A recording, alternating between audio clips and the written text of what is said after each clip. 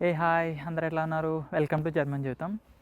చెప్పా కదా, లైక్ ఈ ఈ వీడియోలో నేను ఏం వర్క్ చేస్తున్నాను, నేను ఏ కంపెనీలో చేస్తున్నాను మొత్తం ఇన్ డీటెయిల్గా చెప్తాను. నాకు ఈ జాబ్ ఎలా వచ్చింది ఇలా అని. నేను ఫస్ట్ ఇక్కడ వీఆర్ స్మార్ట్ గైడ్ అనే ఫినాన్స్ కంపెనీలో వర్కింగ్ స్టూడెంట్గా జాబ్ చేస్తున్నాను. నేను చేస్తున్న వర్క్ డేటా అనలిస్టు. సో ఇప్పుడు నాకు ఈ జాబ్ ఎలా వచ్చింది, ఏంటి, నా ఇంటర్వ్యూ ఎలా జరిగింది, అందులో ఏమేమి అడిగారు, నాకు ఎక్స్పీరియన్స్ యాడ్ అయిందా ఏంటనేది ఫుల్గా తెలుసుకుందాం.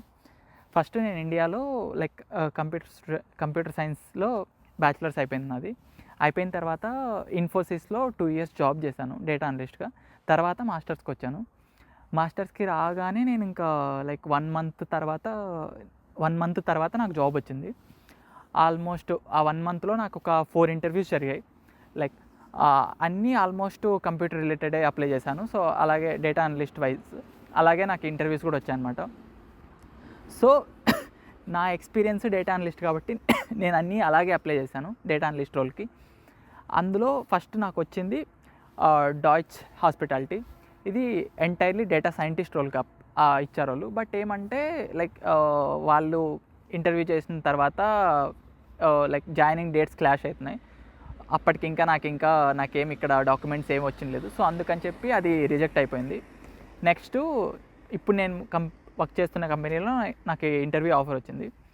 తర్వాత ఆ ఇంటర్వ్యూలో నాకు ఎంటైర్లీ డేటా అనలిస్ట్ రోల్కి లైక్ ప్రీవియస్ ఎక్స్పీరియన్స్, మీరు ఏం చేశారు, మీ ప్రాజెక్ట్స్ ఏంటి, ఇప్పుడు నీకు ఏమేమి టెక్నాలజీస్ వచ్చు, ఇవన్నీ అడిగారు.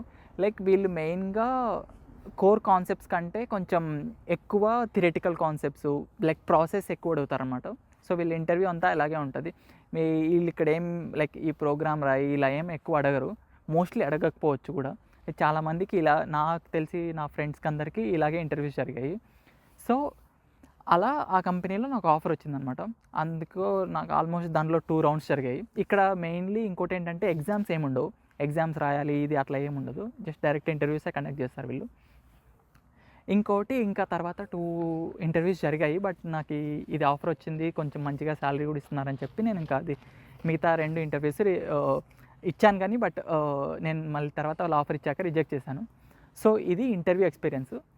ఇప్పుడు వీళ్ళు నన్ను డేటా అనలిస్ట్ రోల్కి తీసుకున్నారు. సో ఇక్కడ నేను ఆల్మోస్ట్ ఈ ఇయర్ జాన్ నుండి వర్క్ చేస్తున్నాను. ఆల్మోస్ట్ ఒక 7 మంత్స్ అయింది నేను జాయిన్ అవ్వబట్టి. ఇంకో ఫన్నీ థింగ్ ఏంటంటే నాకు ఈ ఆఫర్ వచ్చిన తర్వాత ఇప్పుడు నేను వర్క్ చేస్తున్న కంపెనీ లైక్ ఆఫర్ ఇచ్చిన తర్వాత జాయినింగ్ ఇంకో 10 డేస్లో ఉందనగా వాళ్ళు ఒక పెద్ద బాంబు పేల్చారు. ఏంటంటే నేను అప్పటికి వచ్చి ఆల్మోస్ట్ 1.5 మంతే అయింది జర్మనీకి. సో నాకు పోలీస్ క్లియరెన్స్ సర్టిఫికేట్ అని ఒకటి కావాలన్నారు. మీ మీ ఇండియన్ గవర్నమెంట్ నుంచి మాకు కావాలి అన్నారు. నేను ఇండియాలోంచి ఏమైనా తప్పులు చేసి ఇక్కడికి వచ్చానా, నా మీద కేసులు ఏమైనా ఉన్నాయా అలా డౌట్తో అడిగారనమాట.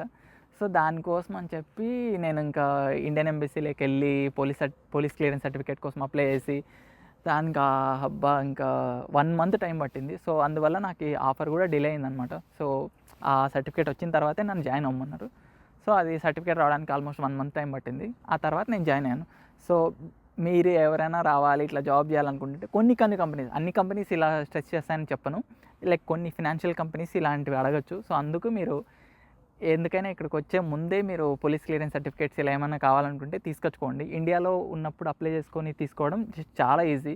ఒక 1 వీక్ కూడా టైం పట్టదు. కానీ ఇక్కడికి వచ్చిన తర్వాత అప్లై చేశారంటే మీరు ఆ అప్లికేషన్ ఇండియాకి వెళ్ళి ఇండియాలో పోలీసులు దాన్ని వెరిఫై చేసి అది మీకు తెలిసే ఉంటుంది ఎన్నాళ్ళు పడుతుంది, ఎంత టైం పడుతుంది, లైక్ డబ్బులు ఎంత ఇవ్వాలి అన్నీ మీకు తెలిసి ఉంటుంది. మళ్ళీ నేను స్పెసిఫిక్గా చెప్పాల్సిన అవసరం లేదు.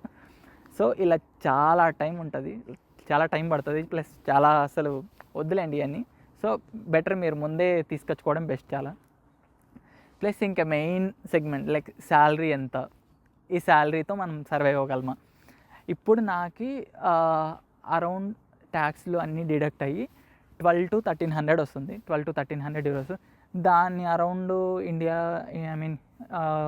రూపీస్లో కన్వర్ట్ చేస్తే మీరు దాన్ని ఇంటూ 90 వేసుకోండి.